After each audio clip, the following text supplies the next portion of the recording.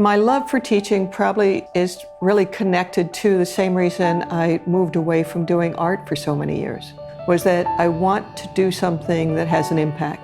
It's kind of like at the end of our life when we turn around, we look and we see what's the wake that we're leaving behind us. And did we leave this world a better place than when we got here? Teaching really affords me that.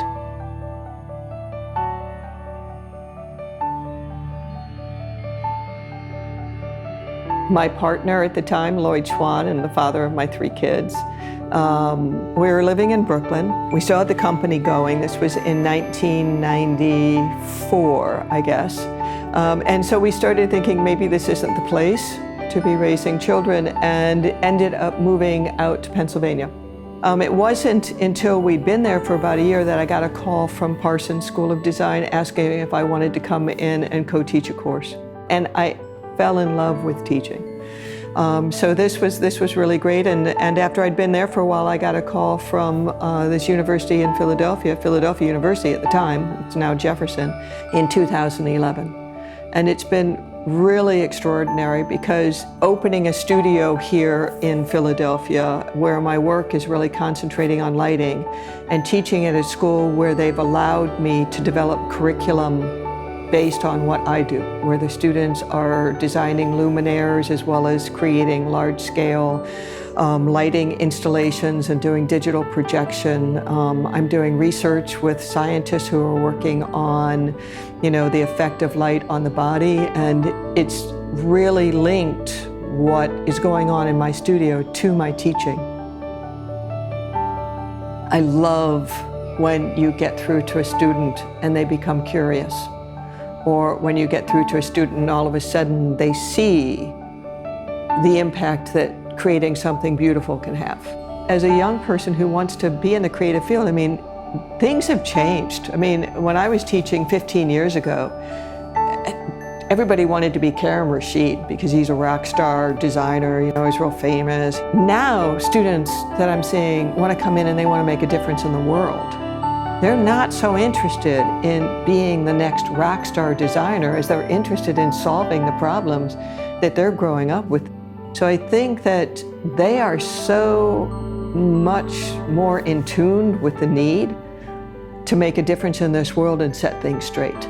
And so I think that we're going to have a generation of designers and artists that are doing it for different reasons.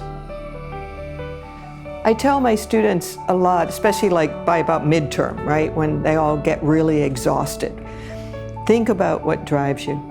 Think about what really feeds your soul and make sure you find time for that. And the other part is that I think that when you figure out what you love to do, you have to make a commitment to do that. And there's so many reasons not to be in the arts, right?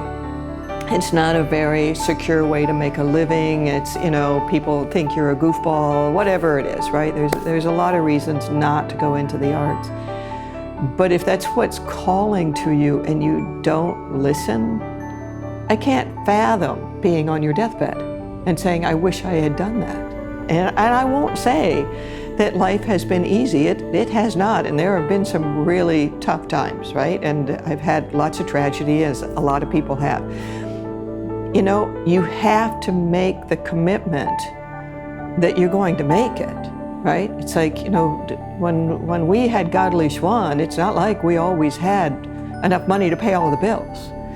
But we had made a commitment that that's what we were doing, and so we did that. And we did find enough money to pay the bills and keep it going. And I think that it breaks my heart when people give up on their dreams, because you only get this life, right?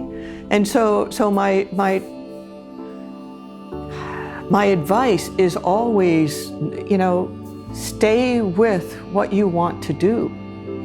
You will find a way to make it happen. The other part of that is that, when you start talking about, working in teams now, you're no longer limited to who's in the room with you. You're no longer limited to what stores you can physically reach, And so I think that I think it's a really hopeful time for them as well, but you have to commit to not giving up on yourself and not buying into that the only way to make a living is to help someone else fulfill their dream.